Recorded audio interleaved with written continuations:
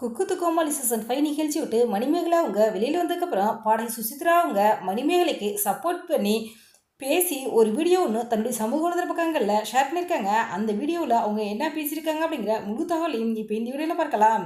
பிரபல தொலைக்காட்சியில் டெலிகாஸ்ட் ஆகும் நிகழ்ச்சி தான் குக்கு வித்து கோமாளி ஷோ விட்டு வெளியில் வந்ததுக்கப்புறம் மணிமேகலை அவங்க எதனால் அந்த நிகழ்ச்சி விட்டு வெளியில் வந்து சொல்லிட்டு ரொம்பவே தைரியமாக விளக்கமாக அவங்களுடைய சமூக வலைதள பக்கங்களில் ஒரு வீடியோ ஒன்று போட்டிருந்தாங்க.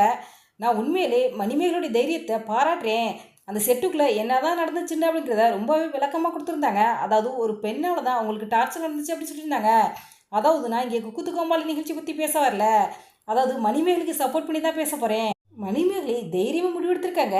My goddess Manimegalai, so much respect of you.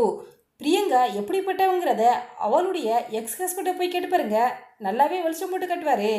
அதாவது பிரியங்கா திருமணம் பண்ணது என்னுடைய தம்பி பையனு தான். அந்த பையன் நல்ல பையன், அந்த பையனோட வாழ்க்கையை இவ சீரழிச்சிட்டா. மணிமேகலை ரொம்பவே நல்ல பொண்ணு, அவளுக்கு ஒரு எதிரி கூட கிடையாது.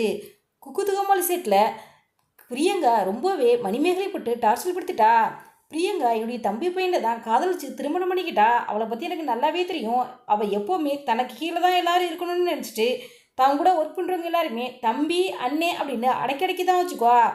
நீங்கள் பிரியங்கா ஆங்கரிங் பண்ணுற நிகழ்ச்சியில் பார்த்துருந்தீங்கன்னா அவருடைய குணம் உங்களுக்கு நல்லாவே தெரிஞ்சிருக்கும் அப்படின்ட்டு சுசித்ரா அந்த வீடியோவில் பேசியிருந்தாங்க.